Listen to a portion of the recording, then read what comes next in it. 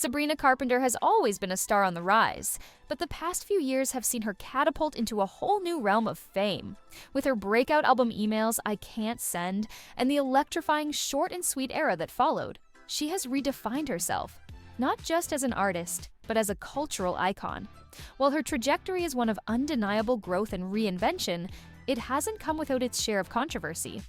Critics have been quick to judge her every move, from her evolving sound to her increasingly bold image, sparking debates that delve into societal double standards, pop culture nostalgia, and what it really means to grow up in the public eye. At the heart of Sabrina's artistic transformation is her music. Emails I Can't Send, released in 2022, wasn't just another album, it was a statement. Stripping away the more polished, safe persona of her early Disney days, Sabrina infused this record with raw vulnerability, personal anecdotes, and standout production that marked her evolution into a serious artist. Songs like Because I Liked a Boy and Skin explored themes of heartbreak and self-reflection, resonating deeply with listeners who saw echoes of their own experiences in her lyrics. This album planted the seeds of her rebirth, but it was short and sweet, her most recent project that solidified her status as a main pop girl. With infectious beats, playful yet mature themes, and a confident artistic voice, Sabrina shattered the notion that she was merely another former Disney star trying to stay relevant. Instead, she emerged as a powerhouse capable of commanding her place alongside pop legends like Taylor Swift and Billie Eilish. But as Sabrina's star rose, so did the scrutiny. No one transitions from Disney darling to pop provocateur without raising a few eyebrows, and Sabrina has faced her fair share of criticism. The most heated backlash came during her 2023 VMA performance, where she kissed an alien on stage as part of an elaborate and playful spectacle.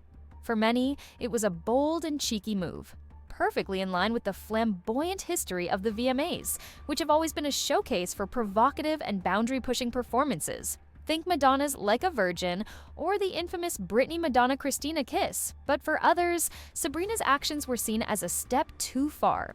Social media erupted with criticism, with some accusing her of being overly sexual and inappropriate for her audience. She started off so nice, and then it was more and more sexual. Fame really kills artists, one user commented. Another called it absolutely shameful, going so far as to label her act as porn disguised as art. What's particularly striking about these criticisms is their familiarity. The backlash Sabrina faces today is eerily reminiscent of what Disney stars of the 2000s endured when they transitioned into adulthood. Britney Spears, Christina Aguilera, and even Miley Cyrus all face similar accusations of being bad role models, as if their evolving artistry and self-expression were a betrayal of the wholesome images they once embodied. Yet, Sabrina's case feels different in one key way. The demographic attacking her isn't necessarily the young Disney fans she grew up with. Many of these critics are adults who seem intent on imposing their own nostalgic standards of appropriate behavior onto a generation that has long since outgrown the Disney Channel. This disconnect is especially apparent when examining the broader cultural reactions to Sabrina's work. A quick scroll through social media reveals a stark divide between those celebrating her creative freedom and those lamenting what they see as the downfall of modern pop culture. Whatever happened to a single fun, normal live performance? No wonder our youth struggle with so many issues, wrote one commenter. Others pointed fingers at Sabrina's audience, claiming that her young fans shouldn't be exposed to such provocative imagery. But how young is her audience really? Sabrina's fanbase has grown up alongside her, and many are now in their 20s and 30s, perfectly capable of appreciating the themes of empowerment and self-exploration that underpin her music and performances. And that's the real crux of the issue. Sabrina Carpenter is no longer performing for the Disney Channel crowd. Her music, her image, and her message have all matured in tandem with her audience. But that transition hasn't been seamless. The tension between her past as a Disney star and her present as a pop icon highlights the difficulty of navigating the public's expectations while staying true to oneself. Sabrina's performances may be provocative, but they're also intentional. They challenge the idea that female artists must fit into neatly defined boxes of innocence or respectability, forcing audiences to confront their own biases and double standards. Why is it that male artists can explore themes of sexuality and indulgence without sparking outrage, while women are held to a higher standard of propriety? Adding to this complexity is the shifting landscape of media and audience dynamics. Sabrina Carpenter's rise to fame occurred in an era when Disney Channel wasn't the cultural juggernaut it once was. Shows like Girl Meets World, while beloved, didn't leave the same indelible mark as predecessors like Hannah Montana or That's So Raven. This lack of a cultural footprint allowed Sabrina to step away from her Disney roots more easily, but it also left her with fewer built-in supporters when she made the leap to mainstream pop. In many ways, her success has been a testament to her ability to carve out her own niche, relying not on nostalgia, but on the strength of her artistry. Yet, even as she continues to push boundaries, Sabrina remains acutely aware of the tightrope she's walking. Her music often reflects this tension, blending vulnerability with empowerment in a way that feels deeply authentic.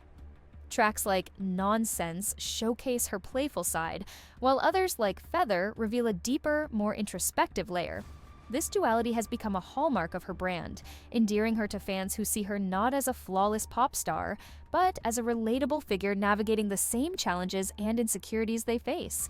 Ultimately, the controversy surrounding Sabrina Carpenter isn't just about her.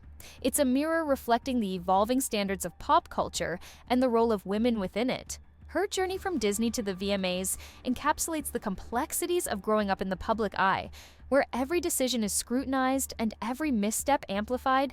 But if there's one thing Sabrina has proven, it's that she's more than capable of weathering the storm. For every critic decrying her performances as inappropriate, there are countless fans who see them for what they truly are: bold, unapologetic expressions of creativity and individuality.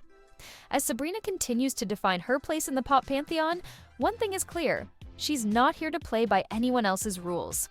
Whether you love her or hate her, you can't deny her impact.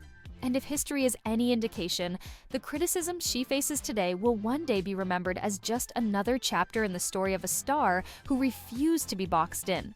Because in the end, Sabrina Carpenter isn't just a former Disney girl or a pop provocateur. She's an artist in every sense of the word, unafraid to push boundaries and rewrite the narrative on her own terms.